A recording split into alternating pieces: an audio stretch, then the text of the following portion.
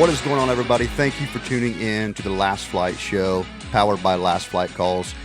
We have a lot to talk about on this episode. We've got, obviously, you can see that the camera gear is out here. If you're listening on just like a podcast device.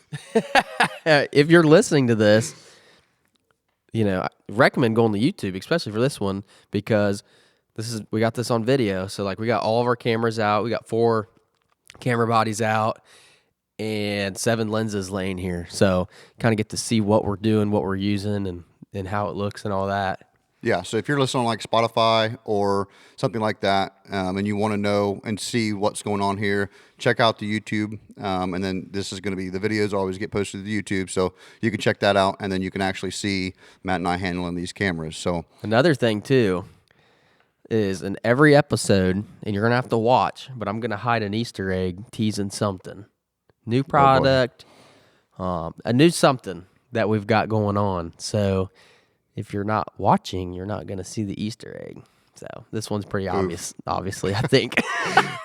First thing we're going to do is we're going to check on our duck, and then that will be the first thing we do on every episode, is see where our duck's at, and then Matt's got some things to cover on that, some new things, and then we're going to go into the wildlife and outdoor lifestyle photography. But I guess if that's all we've got, let's do it. Let's do it. Stay tuned. We'll be right back. The Last Flight Show is powered by Last Flight Calls and Gear. Episode number 2 starts now.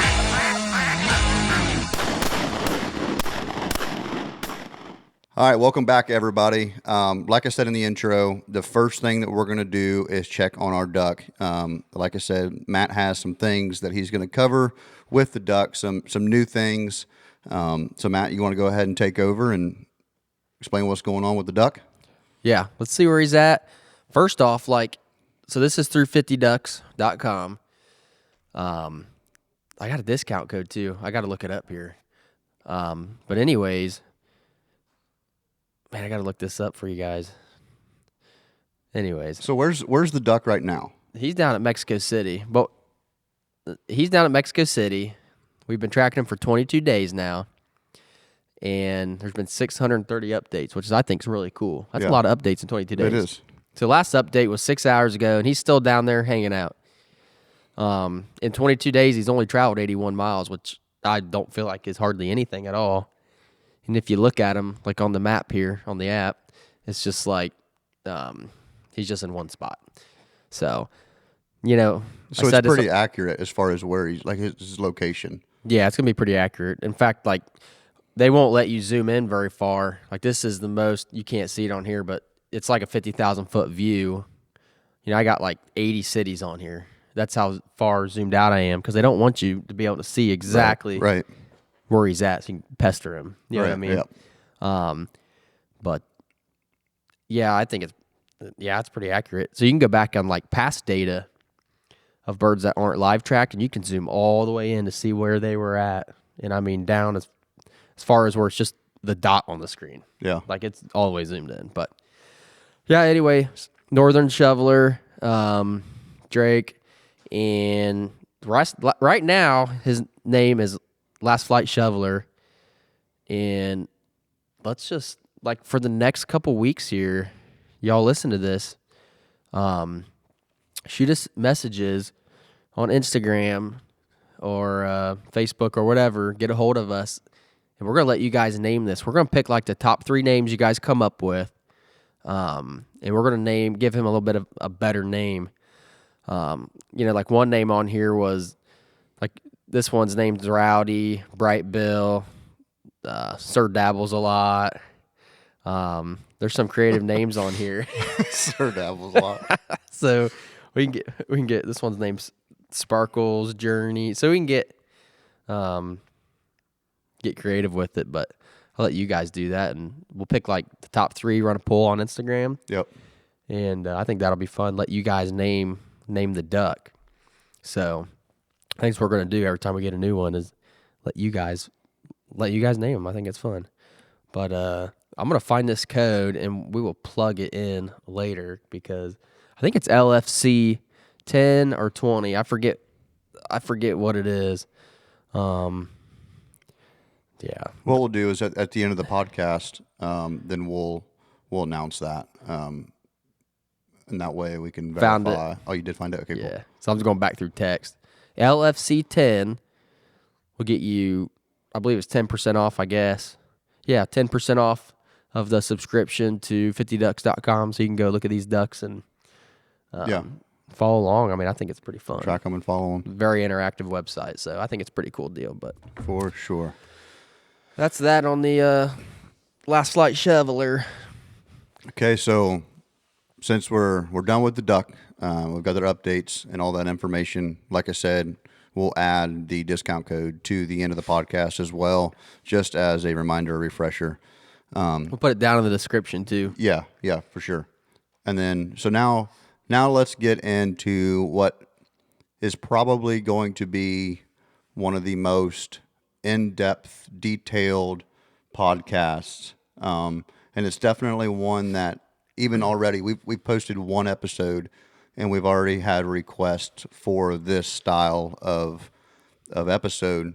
Now, in the future, we're going to talk to other photographers, and every photographer that you're going to run into or talk to is always going to have differences in the way that either they started photography, how they do their style of photography, their style of editing, and things like that. So we're going to go ahead and kick this one off now with Matt. Obviously, you have one of the biggest followings for wildlife photography, and then now more outdoor lifestyle photography. So just kind of let's start from the very beginning. Okay, so whatever made you want to pick up a camera? How did you get started? So yeah, like day one with the camera. So really it all started with the call business. And I've said this on many podcasts before, but you know, I wanted to learn it and figure it out because like I'm trying to build this brand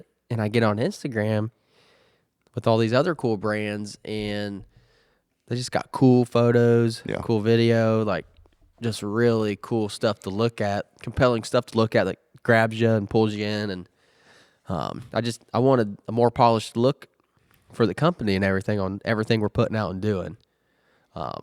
So I started out on a Nikon D3400. Which is actually a step up from the camera that I started out on, which was a D3200. Oh yeah. And it was a piece of junk, and I didn't know. So like Eric, who was on podcast last time, he kind of helped me get into photography as well. And Brock Rolston, he helped me get into photography as well, just kind of with equipment and all that, But I got this D3400 and I'm taking pictures and it's just like, it's not what I wanted. Right. But I learned a lot. I learned what ISO does, what the shutter speed's going to do, aperture, like all these things. Learned to run that thing manual. Taught me a lot, and I got that thing for $500. Right. You know what I mean? Yep. But I wasn't getting the image that I wanted. Right. It just wasn't there. So I finally, pulled the trigger and upgraded to a A7R3. That's quite an upgrade. That was quite an upgrade. Like the D3400 to the, which has like is it 24 megapixel? Man, I want to crop sensor. Say it's like 12.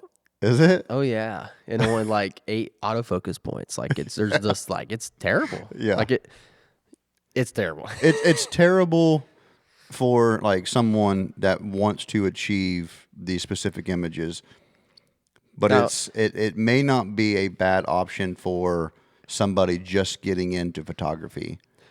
Yes, because I do. There's such a learning curve that you don't know if you're going to like it or not. Exactly, and that's are you going to stick with it? Right. You going to go drop $4,000? Exactly. You know what I mean? Like so, and it can give you. We'll go into more like tips for like new photographers, like more at the end of this segment. But it does it forces you to be better with your settings. That way, when you do decide, okay, this is something that I'm invested in. This is something I want to do. It's time for a significant upgrade. When you get your updated camera or upgraded camera, then you already have a very good understanding of what the settings do. Because if you were to go and buy, if you were to go straight to the A7R3, but you didn't know anything about the settings, then you still would not have been able to achieve the images in a way that you were wanting without learning the basics first. Yeah, and I think there is like a level of when, like, you can pull off better imagery and stuff when you know the settings on lesser equipment. Does that make sense? Yes. You can make lesser equipment work better when you know it in and out and know the settings and dial it in right. Yep. Like the D3400 really wasn't a good wildlife outdoor camera. No.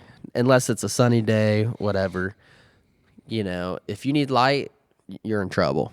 I mean, you just are. Not very good ISO settings, crop sensor. Yeah. I mean, you're just hurting. Yeah. If it was in a studio and you got lights like we got here, don't look into them. Right. Yeah. Like as soon as you looking said at the that, sun. I looked right at that light. Yeah. I'd probably do all right. Right. You know what I mean? But, these things are out in the weather. It's cloudy, dark. You know what I mean? Like, that's when we want to hunt. Right. So, yeah, I mean. And I think it's specific more toward the subject in which you're trying to photograph too. So like I started with the D3200, which is just a step lower than what you had. Yeah. And I started because I wanted to photograph my lab in the pheasant field.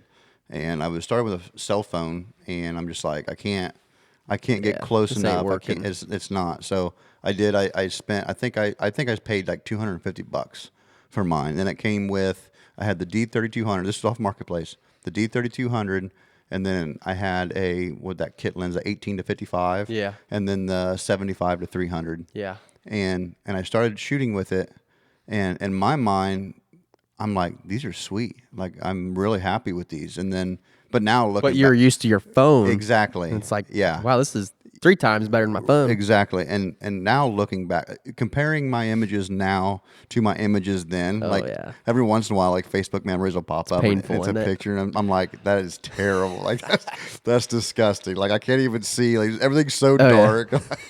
It's bad. So it's just like getting those Facebook memories when you were like, 13 years old or 14, freshman in high school, and you just put in like stupid random stuff, and it's just like, oh my God, how dumb was I? Right, yeah. That's what it reminds me, like, when I look at something I took 5 years ago, it's just like, oh man, this is painful.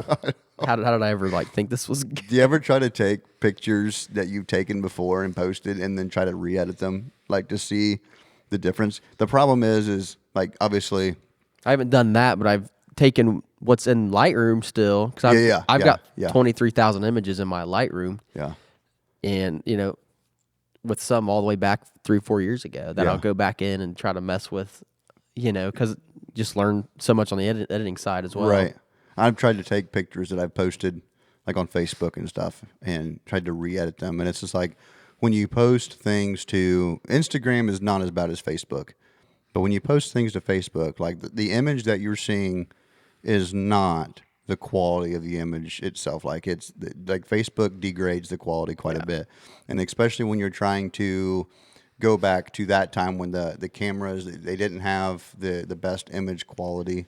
And then you're trying to save them and then re-edit them. It makes it even more of a nightmare than what it was before. Yeah, and there's no data. Yeah, exactly. Oh, this is getting into a whole nother. I know. We got to get back to the equipment for a minute. We'll go talk back about to the like equipment. post work. Yeah. We'll get back into this later in the episode, but So it started with the D3400, the Nikon. Yep. Then I got the Sony A7R3, which was went straight to full frame. I mean, just think like you got a sensor. A full frame is the whole thing, right? Yep. Crop, you go like this. So what's that going to do? Let in less light. You jump out the full frame, you're letting in all that light. Mm-hmm. Better imagery. You can do a lot more with that. Yep. Light is just so important with photography that you get out to that full frame, you let all that light in. It's so much easier to work with. Yeah. You extend your shooting window if that makes sense. And your image You're not so quality limited. is better too. Like, Yeah. I honestly think that if you, like, even with mine's only a 24 megapixel full frame, but I think you get better image quality out of a 24 megapixel full frame than you would, let's say, like the Canon R7 that has like Definitely. the 32 or 36 megapixel crop sensor in it. But anyway, continue with what. And I still got, I also have a Sony A6700, and I got that more for like vlogging and stuff like that. It's just much smaller body. Mm-hmm. It's lightweight, just a smaller platform, I guess. But that's a crop sensor, and I shoot it wide open, and I could definitely tell a difference between that and now I have the Sony A7 R5, which is 61 megapixel. Yeah. Pencil. 61 megapixel full frame camera. And yeah, I can tell night and day, obviously, on photos. Right. I'm doing some video work on that. But it's nice, I like carrying two cameras now because I'll put like, all right, so here's my A6700. And right now I got the Sigma 24 to 70 on it. Normally I would run I got a Sony 50 what is it, 24 to 55, I think? 2.8. Anyhow, I'll run that on here too, but I'll just take this, wide angled and just spray and pray, really. I mean, I put a little more sense into it than that, but I'm just capturing more of the lifestyle moments of the hunt, not the candid aspect of it all, not just, hey, pose for that picture, Right. At 180 millimeter, Right. Everything's nice and blurred out. You know what I mean? Yeah. So I started carrying, the second camera for that too, and then leaving, a bigger lens on my A7 R5, which normally I'm running the Sony 70 to 200 on that 2.8. That's the G2. That's probably my favorite GM2 focal version. Is that 70 to 200 2.8. Yeah. I think that's my favorite. Yeah, my favorite focal range is like 180 to 200. Yeah. It's just like, and even for candid lifestyle, but you just get that blurred foreground, background. Yep. It just looks so creamy. It just looks good. Yeah. Yeah. And but yeah, I'm usually running that on my R5. And then gosh, I got all kinds of stuff here. So that was that. Right now on the R5, I got the Sony 90 millimeter macro lens, and I just got this year, and got this on here right now because I was doing a product shoot with some macro shots. Got a little sneaky effect going on there, but that's a cool lens, and you can use that for portraits too. That's not just Right. super up close stuff. That's Oh, here's this lens. So for a while, I was using the Tamron 70 to 180 2.8 before I've got the Sony version, basically. Yeah. But you're talking, this is a good lens. Like, I've got cover shots with this lens. Yeah. It's a good lens. And Tamron also will do one-time free replacement, drops, whatever, doesn't matter. A lot of people don't know that. I didn't know that. So I broke this lens once, sent it back expecting a $300 repair bill. Right. But that was better than buying a $1,200 lens. Right. And they emailed me back and said, oh, this is covered under, we can tell, it was your fault, basically. Right. It was dropped or something. But under our, one-time free replacement, no questions asked, here's a new lens. Right. Week later, brand new lens showed up. And I even checked, like, the numbers on it. Different lens. Oh, a whole different lens? A whole different, brand new lens. And I was just like, are you freaking kidding me? So that's like, cool. If you don't know that, now you do. It's pretty cool. The only difference between this and the Sony is obviously this is like $1,200. Yeah. The Sony version is like $2,700. Right. Yeah. This lens, the Tamron's just a little bit slower on the autofocus. Yeah.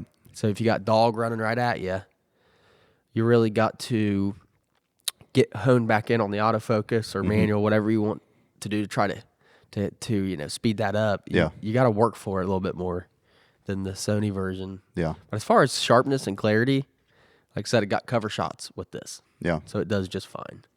I recommend this lens all the time to people. Yeah. But that's a cool lens. And then this is the 16 to 55. 16 to 55 is what it is. Okay. So, and this is on the FX30. So got that. It's just a full frame video camera basically. Yep. This thing shoots crystal clear. It's really cool.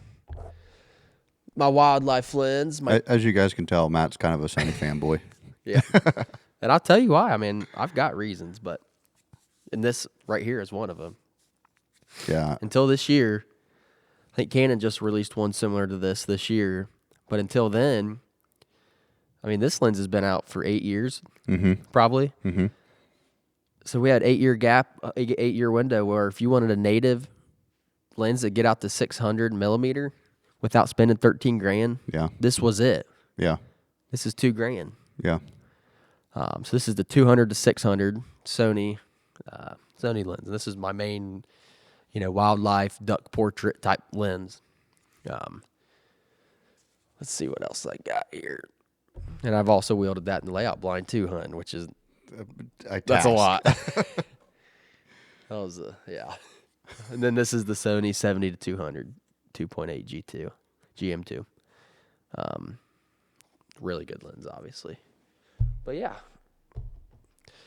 that is all my stuff. All of your cameras and lenses. It's not including the amount of batteries that are over in the cabinet right now. Batteries, memory cards. Yeah. Yeah, it's insane. And I got the video camera right here. That's the new, gosh dang it. It's the new Sony camcorder. Oh, gosh. It'll come to you. NX800 or something. Yeah, it'll come It's to a you. $3,500 It's huge. camcorder. I can tell you that. But it is really good. I mean, it's perfect for this. Yeah, It's great 100%. for this. Yeah. So, Yeah. and we filmed hunts on that too. Yeah. Probably at least half of the videos on our YouTube is filmed with that camera. Yeah. I mean, it is a very cool, Yeah. versatile camera. I was very, very good for this run and gun. You just flip it on and go. Well, that was a thing that I noticed about it when I was filming was that because I'm used to the camcorders that let's see, you flip it on, maybe the autofocus is okay, but I just didn't ever feel like the quality was the best. And then it was like, okay, I have to film with my mirrorless if I want to achieve that. And then I started using that for the first time. And I was like, okay, this is a game changer. Like Yeah, this it's is totally it's different. legit.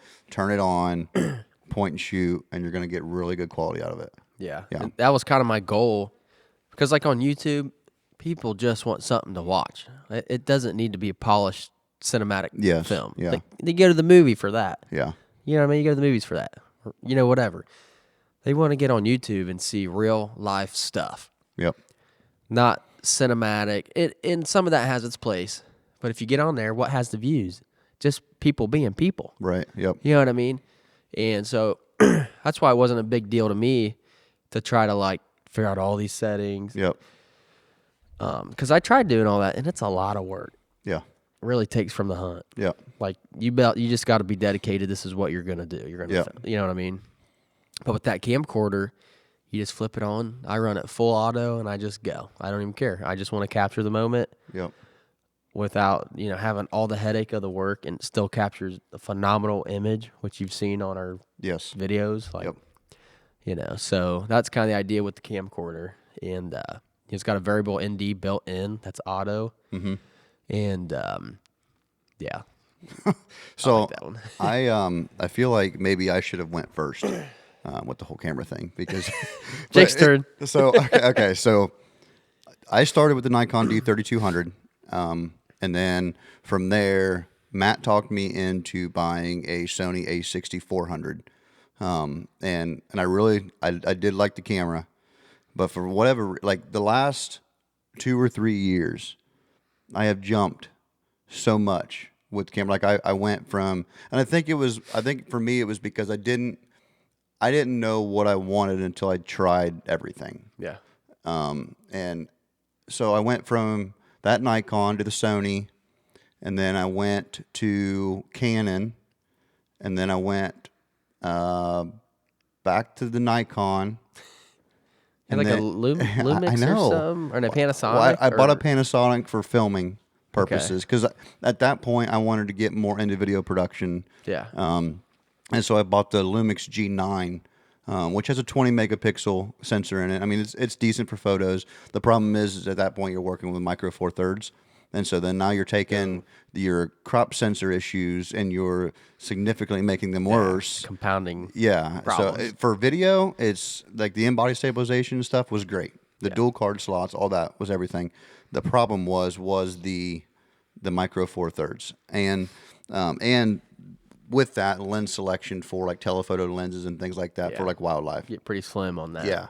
So then I sold the Panasonic, and then I bought the Canon 7D Mark II, which I think for the longest time was the camera that I had for the longest, just because it was dual card slots. It was cheaper. I was able to pick it up cheaper. And then I was able to pick up, I ran a Sigma 150 to 600 lens, and we actually went on a shoot with that camera. And at the time I had the Canon 80D, because I was filming with the Canon 80D and I was shooting. Yeah. So it's crazy. And then, so I am back to mirrorless. I think that was one of the things that I struggled with the most, was when I switched to the A6400 and going mirrorless and then going back to DSLR. Yeah. Because, I mean, not saying that you can't get really good shots with the DSLR, and you can. You can. I mean, look It's at out Eric. there. It's Eric out there. has plenty of Right. good shots, and he shoots the DSLR. But for me, I really wanted to go back to mirrorless. Yeah. So what I ended up doing is I have my one and only camera here. I picked up a Nikon Z5, and you can get them for right around $1,000 on B&H. And then with this, I run a 24 to 200, 4 to 6.3 lens, which is right around $1,000 itself too. So I mean, as far as your budget goes, I mean, it's probably the most budget-friendly setup that you can get to capture professional stuff. All of my recent stuff has been with this camera. And I'm not saying that I'll keep this one. You know, I'll always. You won't keep it. You'll switch. I won't switch. I think I'm You're good. always switching. No, I think I'm good with Nikon. I'm going to definitely hang on to this camera, but there's something that tells me that I'm going to end up going with eventually like a Nikon Z9 or something like that, yeah. to where at very minimum the Z6 too. Yeah. The only thing with this camera that is going to hinder me is probably going to be the frames per second. It's a 5 frame per second camera, which is fine for like our outdoor lifestyle style of shooting, you know, photographing the hunt, photographing turkeys or deer, stuff like that. But when you start talking about wild, like waterfowl and things like that, to where it's, I mean, you got to, especially like teal, stuff like that, to where you really have to be able to shoot 5 frames a second don't capture it. No. So I Need at least 10. I'll just stick to like geese and stuff like that. Something moves a little slower. Yeah. But yeah, I'm really enjoying it. It's got the dual card slots. One thing about if you are shooting with a DSLR and you're thinking about going to mirrorless, one thing you do need to invest in is batteries, because you're not going to get the same amount of shooting time out of a mirrorless as you are DSLR. It's not terrible. I think I get like probably right around 500 shots per battery on here. Okay. But I know that when I had my 7D Mark II, like I was getting like 1,300 shots. Yeah. So, I mean, you got to think that you're powering, you know, not only the screen, but you're also powering the eyepiece and everything else. So, but what is mine's only a 24 megapixel, to where yours is like what, 60 some? 61 on the R5. Yeah. What's your frames per second? 7. So yeah. So you can shoot into a compressed RAW. Yeah. And get up to 10. Yeah. I don't know. I never like doing that stuff. I know. Yeah. I just like everything that's normal. Yeah. You know, untouched as possible. And I think I don't know. That's just what I like to do, because I'm afraid of any type of quality loss. I'd rather have no quality loss than sacrifice on like frames per second, something simple like that. Yeah. Than the shooting like a fine RAW or something, compressed RAW or something. And I know Chris is going to listen to this. He's going to make fun of me for having Nikon. But Chris, unless you plan on buying me a new camera, I'm going to stay with Nikon. Yeah. He's just going to have to keep his mouth shut. Or just come on the podcast and talk about his stuff. But yeah, so I started with the wildlife, like, you know, waterfowl portrait type, you know, birds coming in and all you got in the frame's the bird. Started with that type of photography and ran with that for a few years. And that's what you were doing when you and I started photographing together. Yeah, and I think that'll turn you into a good photographer. Yes. Because that is just tracking your subject, settings on the fly. Like, Yep. it'll teach you a lot. Yeah. But when I would do that, I'd go sit out in the marsh for 4 hours. Say, I don't really have time to do that anymore. So when with kids and growing business and all these things going on in life, like I've kind of, haven't been able to do that, and that's all right. But now I'm kind of transitioned into the lifestyle type shooting, like guys picking up birds or decoys, shooting their gun, dogs running, kind of just photos of what I'm already doing. Right. If I'm gonna go hunting. Yep. I'm not gonna stop hunting. Yeah. So take my camera, take pictures. But to just go drive an hour and go sit at the marsh for 4 hours, I don't have time to do that anymore. Yeah. So I don't know. I kind of got bored of doing that. It's like, how many times can you take a picture of a duck coming in? And it is different every time. Mm-hmm. And man, you see some cool stuff out there that you don't realize, like, how birds are behaving, acting, what they sound like.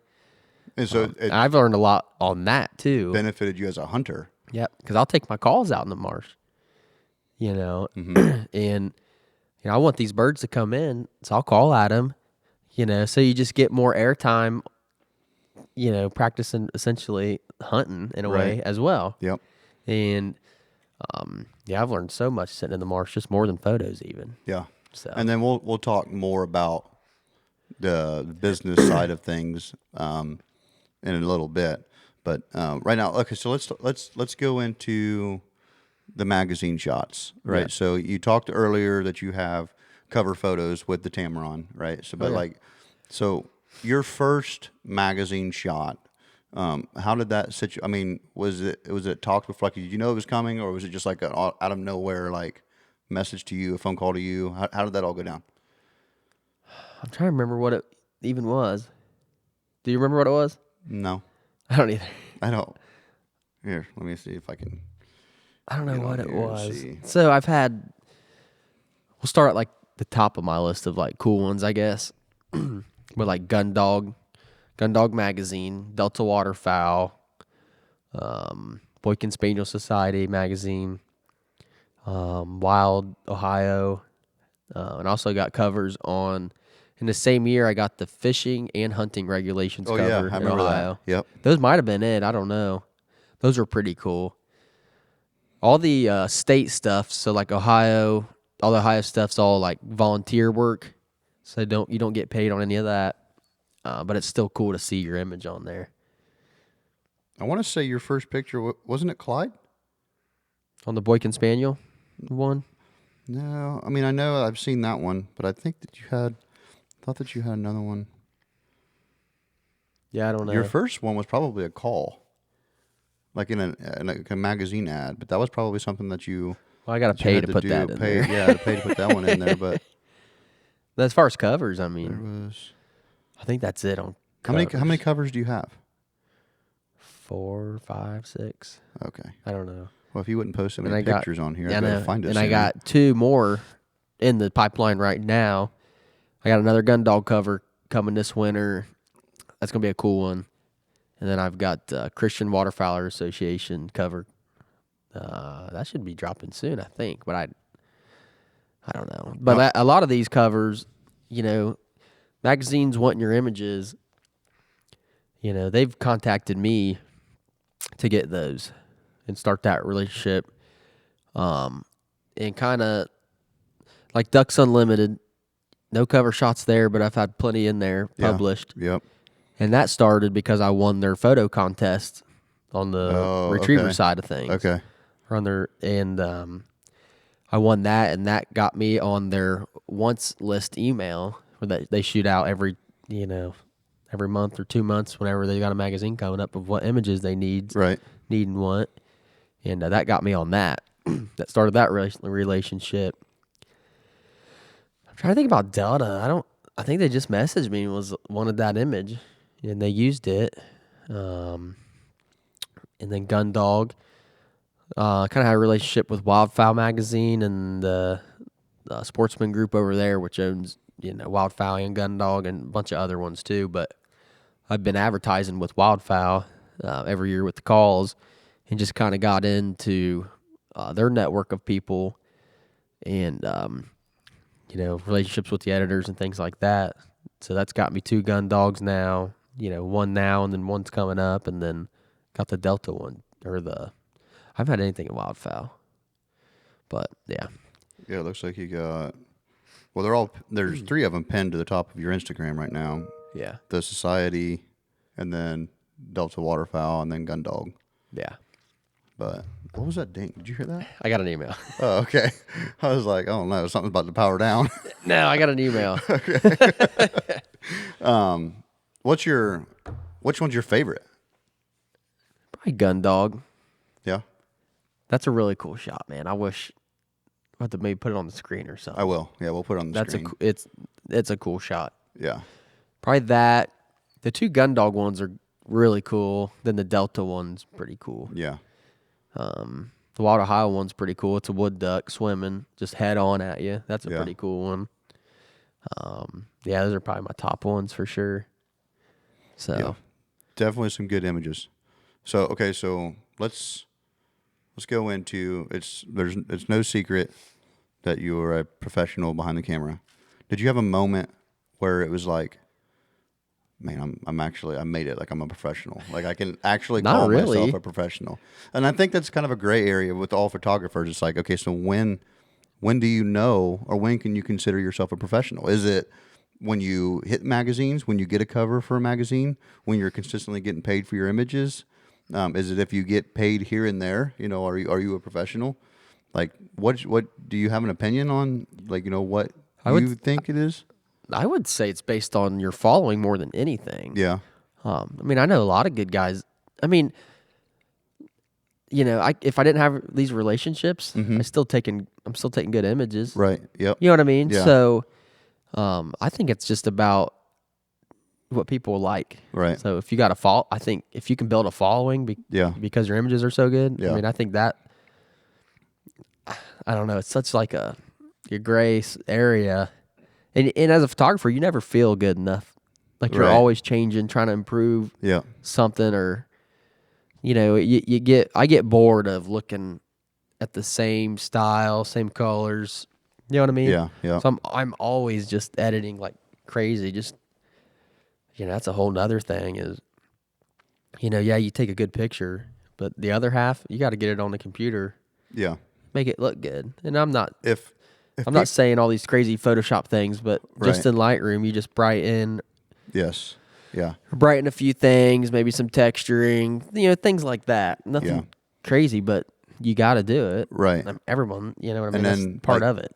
So it's kind of a different thing here is like shooting in RAW versus JPEG, right? So like JPEG, your camera's automatically trying to edit the picture for you in the best way that it can.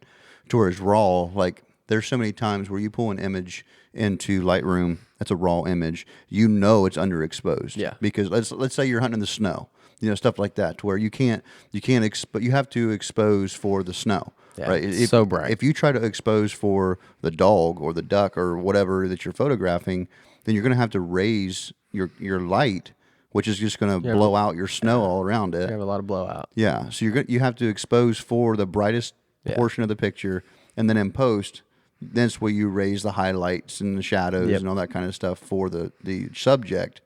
And it's always, anytime I show somebody like this is the way the image looked before, and this is it after, it's like always mind blown. Right. And I don't think a lot of people understand how much time and effort just one image you can put into one image. There's times where you put, 35, 40 minutes into an image just to walk away and then come back and put another hour and a half into it to get it exactly how you want it. Yeah. Just for a post on Instagram that you're going to end up doing the whole same process over again. Yeah. And you don't know if you're going to get 25 likes on an image, if you're going to get over 1,000 likes on an image. You may have 4 hours into an image and may get 25 likes, and it's just like, what the heck just happened? Yeah. Like, it can be a lot of work, but yeah. With your RAW, you're going to want to shoot in RAW format, not JPEG, and Just Google it. You'll learn why. But, Yeah. the RAW is going to carry all your data, all your just millions of data points in this photo, imagine. So when you change colors or light or anything, there's so much data to work from that it does it right. Yeah. Like it still looks clean. If you do that with a JPEG, it's going to get grainy. Yep. You're going to have noise. You're going to have light noise. It's going to be cruddy. Yeah. And man, one thing to talk about too is the dynamic range on these cameras. Yeah. I've pulled a photo in before and it just looks like completely black. Yeah. I'm just like, what happened? And I raised exposure on Lightroom and it's like all there. And it's just like, how in the world did this capture the color or anything? Yeah. Like it pulls in, it's just black. Yeah. It's just crazy to me. And like dynamic range is not, that's something that I didn't even think about bringing up, is like, okay, so if we're photographing and we have our settings and we're consistently photographing, like let's say a duck hunt, for example, right? It's a clear sky or overcast, right? And then the sun's out. So the first group of ducks comes in, or the first geese or whatever, they come in and get shot, and you're photographing the dog, retrieving them. Yeah. By the time that happens, right away next time, if your settings aren't changed according to the clouds and the sun and the different things. 10 minutes makes a huge difference in the Exactly. morning on light. Yeah, and the having good dynamic range in your camera can be a game changer between whether or not your image is usable or not. Yeah. I know that when I was shooting with the 7D Mark II, there wasn't much there for dynamic range. So I either had to get my colors and light perfect, or there was no bringing it back. No bringing it No back. recovering. Yeah, no. Yeah. And if I did, it was so grainy, and it just one of them things to where my wife's always like, well, why don't you use that image? It's a good image. Yeah. To me, it's not. Yeah. Right. So I can look at an image, and if it's too grainy, then I'm just like, I can't. Right. I'm not willing to post this picture.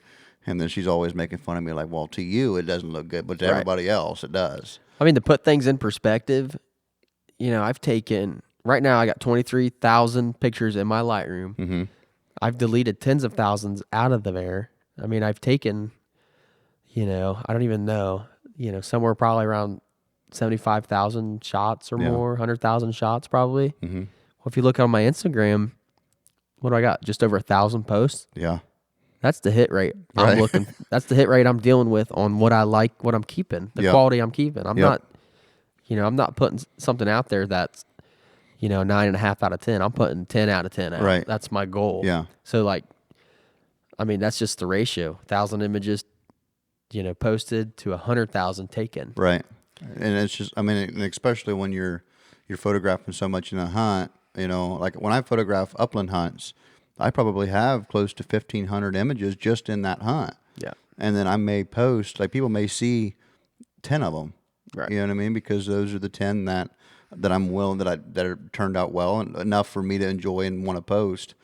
And so it's just crazy how much time and effort goes into all of this behind the scenes that people don't even realize, with the fancy caramers and editing and all that. Like the ratio that you're putting out is still, so small. Yeah, and the fancy cameras and the more expensive lenses and things like that, they help. But going back to what we started to begin, you gotta know how to use them. You have to know how to use it. Gotta know your settings. If you don't know what you're doing with your settings, then you're not going to get the type of images that you're seeing professionals like you make because of not knowing exactly your camera and knowing what settings to have it at. I'll just tell you right now, if you go out in the marsh and you got a duck coming in, landing at 20 yards from you and you're in full auto, you will not have a single good image. Nope. You will not have a single good image. Yep. So you've got to learn manual. Yep. That's just it. So I never really liked the auto is okay, I guess, in certain situations, but I never liked not having control over the image. So I never liked, I guess when I go anymore, when I started, it definitely was not like this. And you can attest to this. When I started, I was spraying and praying. Like there was no rhyme or reason to what I was doing. But anymore, when I go out, I have a specific image that I have in my head. This is how I want the image to look at the end. Because I think another thing is too, is when you develop your own style of photography, your own style of images, it helps when you know what you're going to get. If I switch my camera over to auto, I may get something that has more of a blue tint to it. I may not even get the image that I'm looking for. And it's just, I may have blowouts and everything else. It may be too dark because it's compensating for the sky and stuff like that. And it's just, I've never been able to trust the camera enough to run auto, but you can't. You just can't. No. One other thing I like about Sony is, so like the digital display changes with your settings. So right now you see it's bright, I'll just take ISO all the way down and look, now it's black. Mm-hmm. So like as you go, like you can really change, you see what your settings are doing in your viewfinder and on the screen before you take the picture, which is really nice on Sony. That D3400 I was working with, that was not a thing. Yeah. Like you had to take it always showed the same everything. Yep. You had to take the picture and look at it back to know whether it was black or completely white. Yeah. I don't, what I mean? Like, and one thing I will say about Sony too that I do still really like is that the viewfinder and the EVF show the same colors, the same lightness, everything. That's the only other thing that I've noticed on the Nikon is that my viewfinder is fine, but the EVF is like it's a little darker than what the image is, so I have to take that into consideration. But I tend to shoot a little underexposed. I think images. I'm getting a phone call. So like, do they want to be on the podcast? I don't think so. So like my images, it's easier to recover from something that's 2-stop low, 2 stops low versus 2 stops, high, too bright. Yes. You will never recover a blowout, right, as well as you're going to recover, a dark spot. Yep. And that's just, so I'm always shooting a few stops low so I can come back in. Yep. Usually around 1 stop low, so I can come back in and brighten it up and change things the way that I need it. But yeah. So what would you? Okay, so somebody that has never handled a camera before, or even folks that they have bought a camera, it's been sitting in their closet because they don't really know what they're doing with it. What would be some tips that you would give a new photographer starting out? First off, get out of the house and go do it. The more pictures you take, the more you're going to understand. Even if it's full auto. No, I don't recommend that. Yeah. And you'll learn quickly why. Right, yeah. That's why just go do it. Yeah. Find out for yourself. That's the biggest thing with anything. Like, people want to be good at it now, but they don't want to put the time in to be good. Yep. Like I didn't get good in a month, 6 months, a year. Yeah. I don't even think 2 years. It took a lot of stinking time and a lot of pictures, a lot of bad pictures, to get good. Like I see all the time young guys on Instagram and stuff. They'll shoot me a message, hey, I got this camera, blah, blah, blah. I need some, I'm just not getting good stuff. Well, how many pictures have you taken? Oh, probably like 100. It's just like, right. Go take more. Like, get out of here. Like, you've got to do it to learn. You can't learn how to ride a bike if you don't ride a bike. Right. Yeah. Go fall over. Hit your head. Like, you've got to learn. Like, you got to go do it to learn. And you'll learn real quick, while full auto ain't the deal. Yeah. The only way that I can see full auto starting out would benefit you is because you can actually see your shutter speed change. You can see your ISO change. You can see maybe your aperture, whatever it may be, that may help you understand what that does, right? So it can help you learn how to control light. Yes. So then but in order to get the images that you want to get, I just don't think there's any way to do it in auto. No.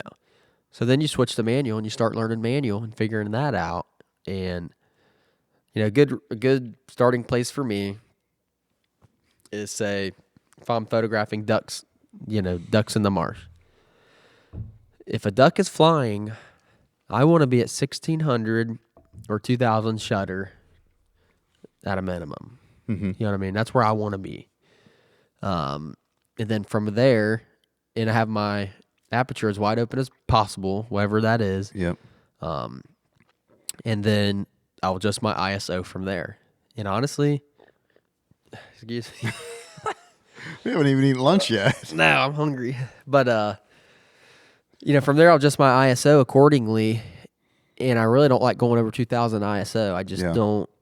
For me, I'm not looking for an image, outside of those settings, I guess. Right. And you will reach a point, I've spent many times in the marsh, where the sun's going down and we could still be 20 minutes till sunset, but I'm done because it's just too dark for, a lot of times I'm using this lens. Yeah. And I forget what this one is. I think it's 5.6. 5.6. 5.6, is it. So it takes a lot of light to power that lens. Yeah. And 20 minutes before sunset, you're done. It's just too dark. I don't want to push the camera any further. It's time to go home. Right. And you'll learn that as you go. Yep. But that's kind of my starting points on that. Dogs running at you or dogs running in the field, you can get away with, 1250 kind of as a slowest. Shutter speed, in that style, I like to be at 16 or 2000. It's just more crisp. Yeah. You got to think like something's moving, your shutter's stopping the movement. Right. Say you have a 2-second shutter.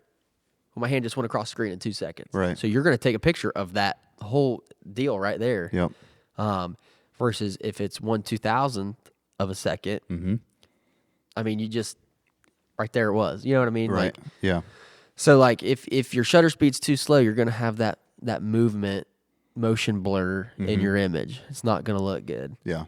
And you have to learn your camera too, because every camera is going to be different.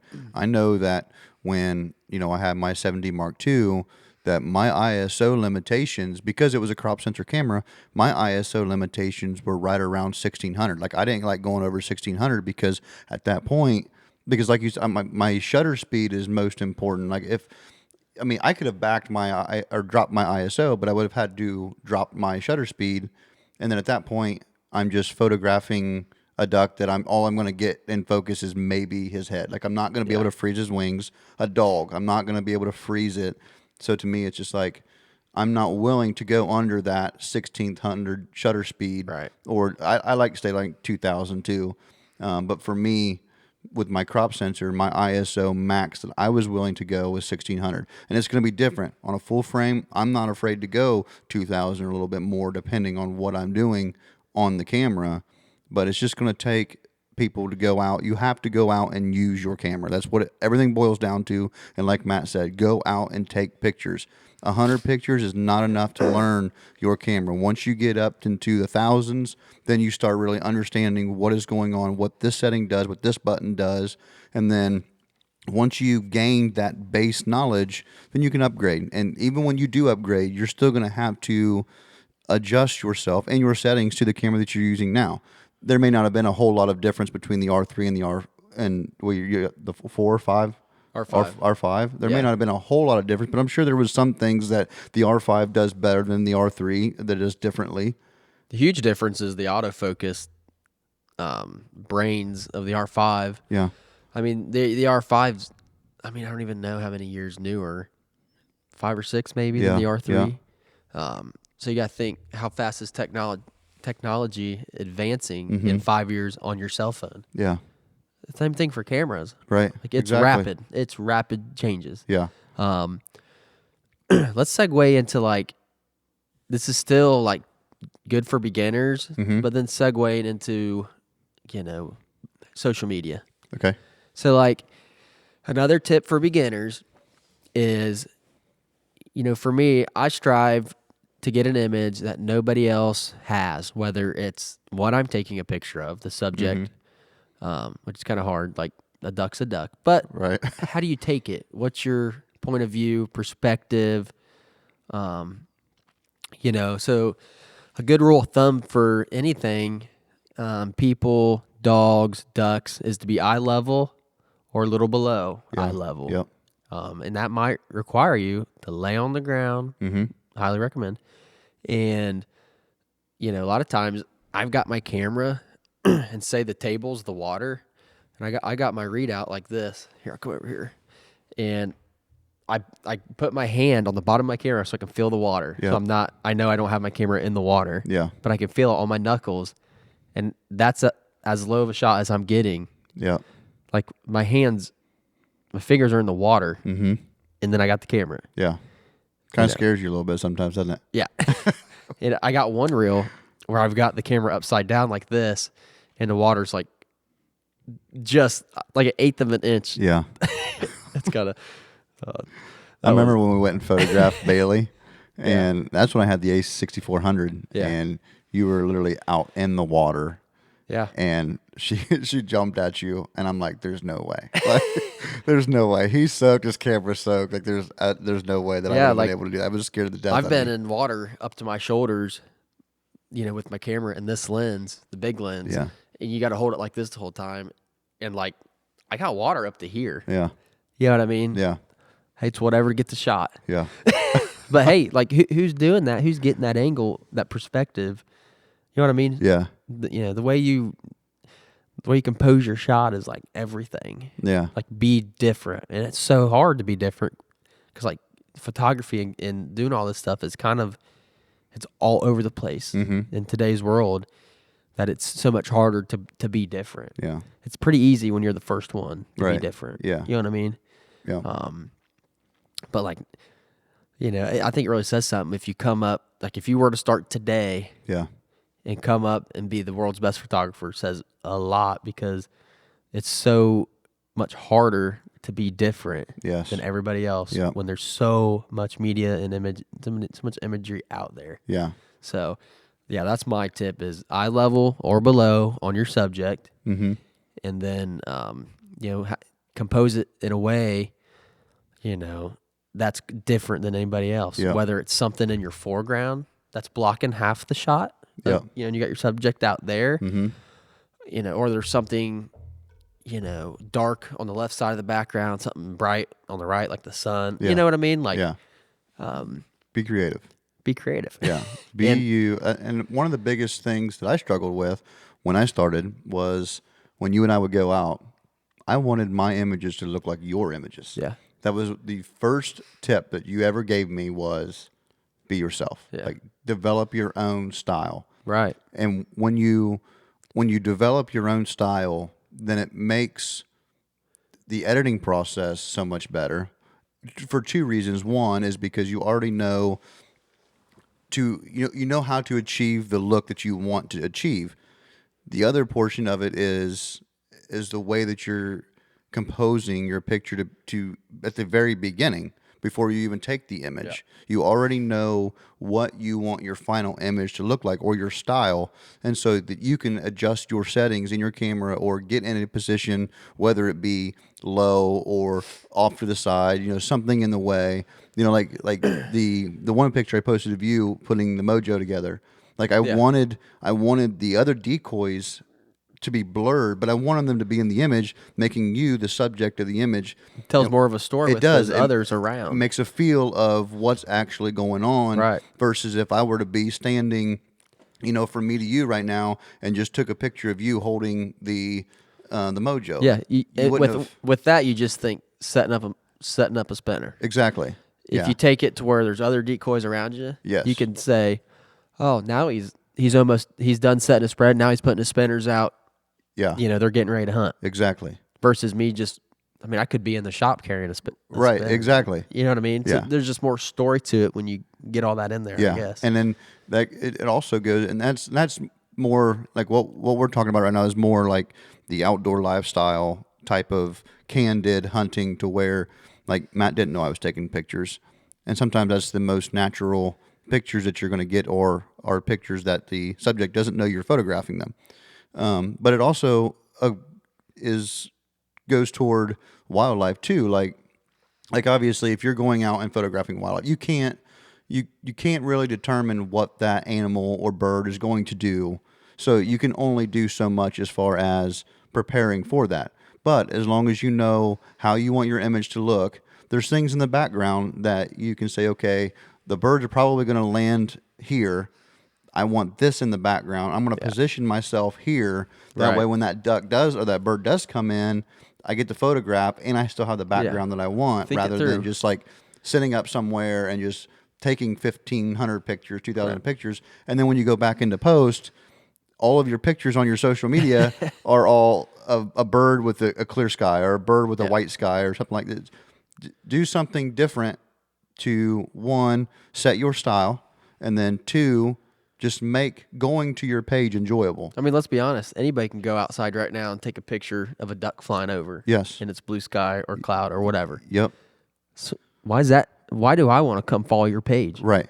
Why do I want to come see what else you got? Yeah. You're just like everybody else. Exactly. Like, it's just being blunt about it. Yeah. But what if you did it to where he's coming through the trees? Yes. Or, you took it between two cattails. Something like that. Yeah. Okay, now we're talking. Right. You know what I mean? Yeah. That's kind of what I'm talking about. Yeah.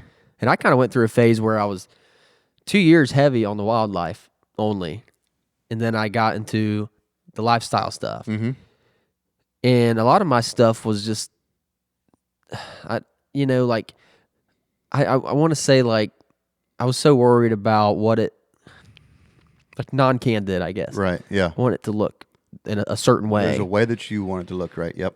But now I'm kind of just in the mood, a moment of just let it fly. Yeah. And you get what you get. Yeah. And it that tells more of a story sometimes than, when you got things posed up right. You know what I mean? Yeah. Like all this, production, professional, whatever. Yeah. I think there's a whole nother level of like genuine to it and storytelling. It's like people's emotions more emotion. Yeah. on their face. Yeah. If I tell Jake to start crying and he pretends he's crying, it's going to look pretty freaking fake. Yeah. But if he's got a real reason to be crying, Right. that's real raw emotion. Yeah. Well, you can't get that. You cannot get that by telling somebody to pose for a shot. Exactly. It just has to happen. Yeah. And that's probably a dumb example, but same thing in the field. Hey, be excited for this band. Mm-hmm. Act excited for this band you just shot. Right. Well, You're not going to be able to do it. Versus catching their emotion when they pick up the bird. Oh my God, there's a band. Yeah. You know what I mean? Right. Yeah. Like capturing that candid deal with it. Yeah. It goes way further than like, hey, act like this. Right. Yeah. You know what I mean? Yeah. Every year I photograph youth hunts for Pheasants Forever. And one of the cool things that I've done, this would have been my second year doing it. But one thing that I started was when a kid shoots his first pheasant. Sure. Like they hold the pheasant up with one hand and then they hold their finger up with the other, like number one, like first bird. Yeah. And then they smile. Now, the smile in that picture is totally different than the smile after they've just realized they just shot their first pheasant. Yeah, like 5 seconds after. They look back at the guide or their parent or whatever it is, like the excitement on their Yes. face. There's no way that you can reenact that. I think a real good example would be shooting like a 12-point buck. Yeah. Like that feeling you get when you finally kill it, like that 5 seconds after. Yeah. Like, I just did this. Right. That emotion versus posing with it, Yeah. Yeah. 2 hours later is totally different. Yeah. And I do a lot more like, And it's a different deal. Like, I get it. You're capturing more of like I don't even know, like a photo shoot style versus yeah. in the hunt. Yeah. But as far as emotion goes, you'll never beat that. Right. That example. Yeah. I think the only time that really we do a lot of like stage stuff is when we're doing product shoots. Like we have a specific you have look to. that you want, right? And I think that, but as far as like capturing the hunt and photographing the hunt, like there's no stage scenario is going to, at least of people, and emotions and reactions and things like that. You're not going to be able. You have to do it candid. I mean, brand photography is totally different. Yeah. Like, if I'm trying to show off like my new waders for Drake, just say, Yeah. I'm going to be carrying ducks, shotgun decoys in a certain way that I'm not blocking the Drake logo. Right. You know what I mean? Exactly. Just certain things like that. Yeah. Where it's just like, hey, move your arm to the left a little. Yep. You know what I mean? That brand photography is totally different, which I think you can see when you look at a product box. Right. I mean, let's dig into that. oh man. Let's go into which I wanted to talk about this anyway, but it's just perfect that it happened the way. So let's talk about how a hobby has turned into making money? Like, how has it changed from your point of view, from a guy grabbing a camera and going out and sitting in a marsh and just photographing ducks all day, to now it's part of your everyday workflow? Like, it's just something that you do now, as more than a hobby. Yeah. I mean, Like, has it changed your view on anything? Like, I mean, obviously there's different things that you do, different ways you go about things, but is it like, I'd say the only thing it's really had effect on is my enjoyment for a hunt. mm-hmm. Because now, instead of waking up for a hunt, and you go hang out with your buddies and it's all fun and, joking around, poking each other, all that stuff. Well, I got to worry about, I got to worry about running, all these cameras. Like, I can't hold a shotgun. I'm not shooting. Right. I can count on one hand how many birds I shot myself this year. Right. You know what I mean? Like, because I'm running the camera all the time. How am I going to get pictures of birds coming in landing if I got a shotgun in my hand? At the same time, yeah. How am I going to get a picture of birds getting shot? Yeah. If I have a shotgun in my hand, not a camera. Yeah. Like, you can't. So I would say that, like, that's the real only, like, effect I've had. Like, and I've had several hunts this year where I'm just like, I'm gonna shoot. I will take my camera, but I'm shooting first. Right. And those are always just like stress-free hunts, honestly. Yeah. It is so stressful when you got the camera. Yeah. And you're trying to capture something. But we're in the hunting business. It's what you got to do. Right. So, I mean, what am I going to do? I don't want to go work at Kohl's. Right. I wouldn't work at Kohl's, but like, I don't want to go like, I don't want to say have a real job. I don't want to go work for somebody. Yeah. You know what I mean? Right. I don't want to go work in a factory. I'd still rather do this. Right. Yeah. So, I mean, really, it's crazy because you think about it, and when you started, like, getting paid to do photography has been the goal. Like, it's been the dream, what right? you wanted. So, and then now that you're in the position, it's just like, man, it kind of sucks sometimes. Like I wish I was just for one day, just leave the camera at home and then just go shoot. But then at the same time, you're like, I can't, and I don't, and you wouldn't want to. Like, the part of you wants to do that, but the other part of you is like, I know that if I got out in the field and something happened, then the whole time I would be thinking, man, I wish I had my camera. Yeah. And I mean, so 90% of what I do is for last flight myself, basically. Mm-hmm.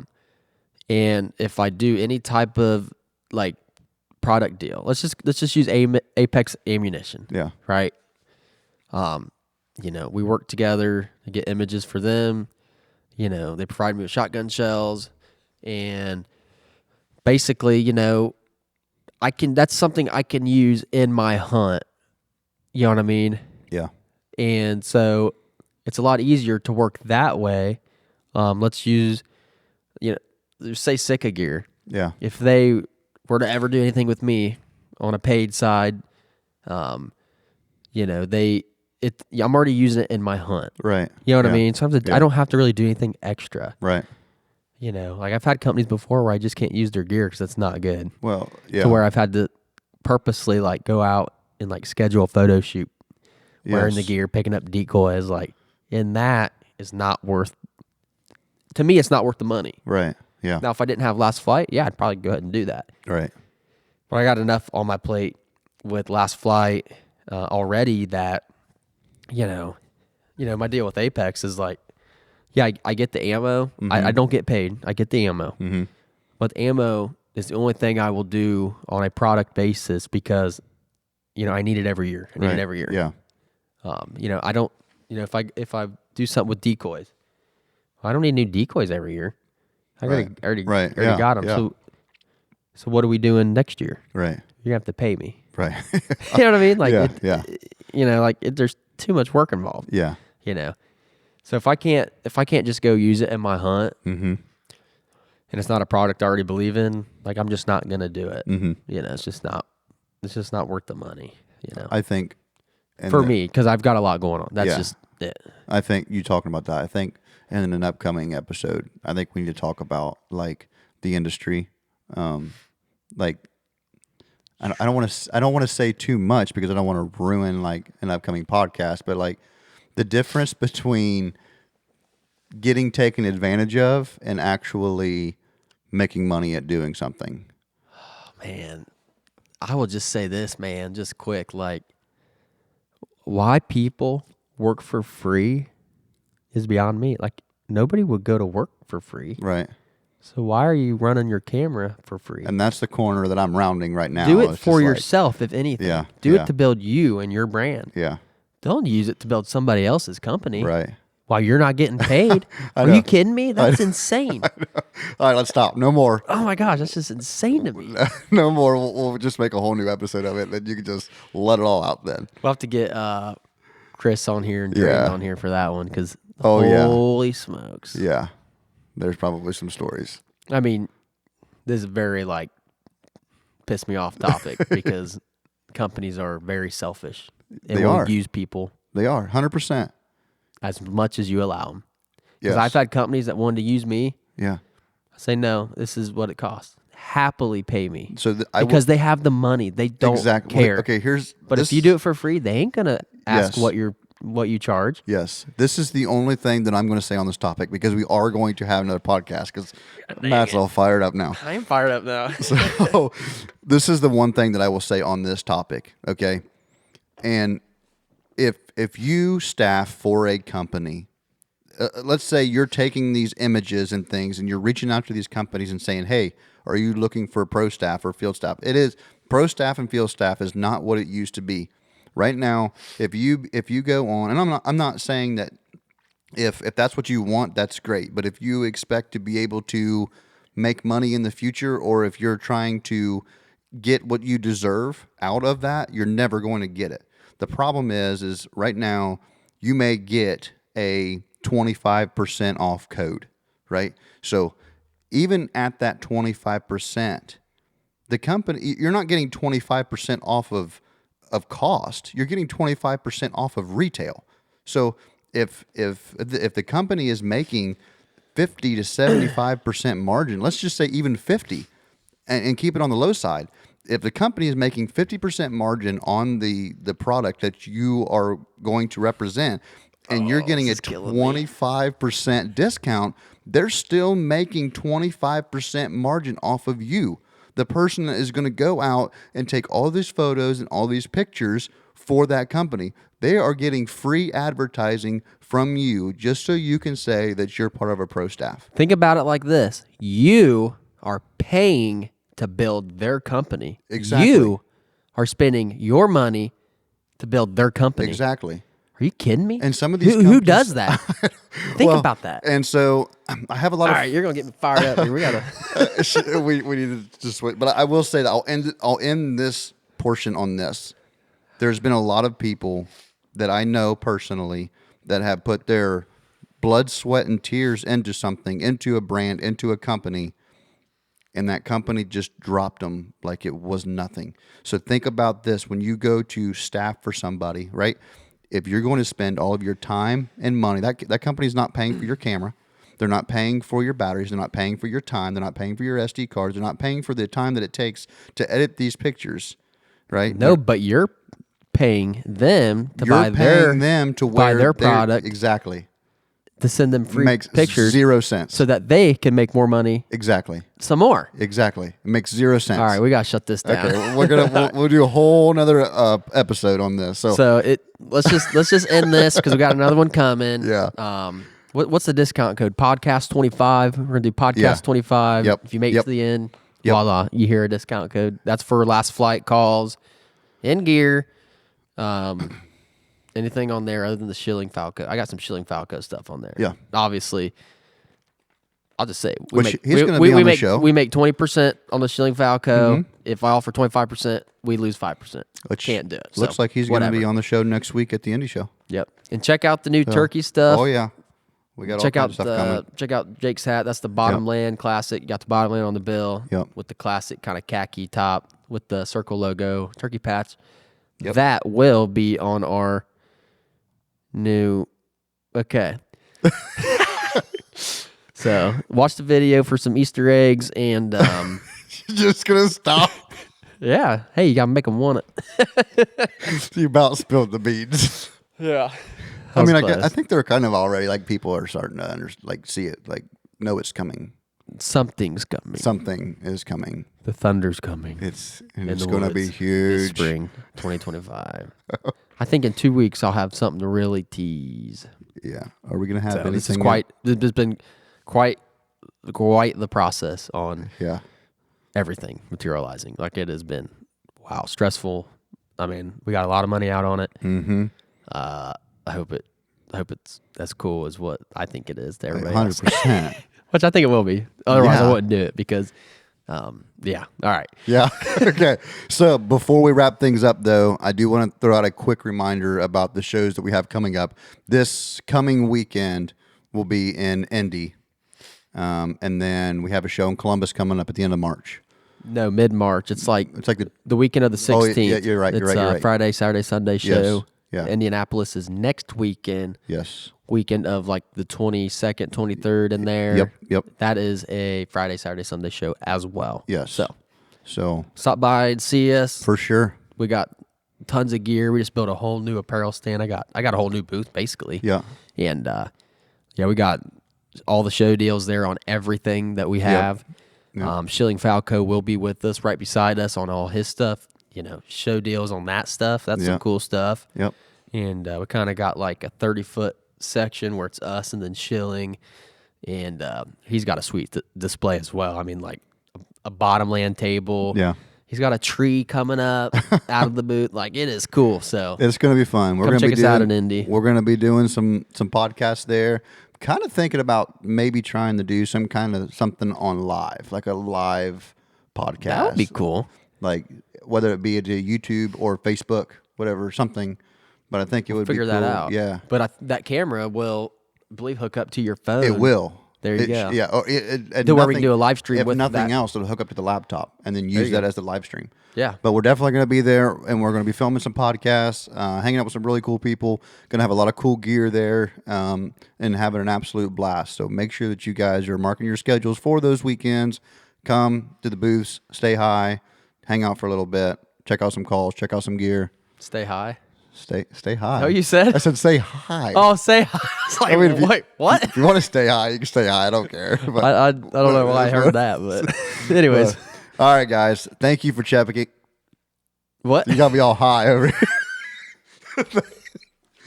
Thank you for checking out Get us out of here.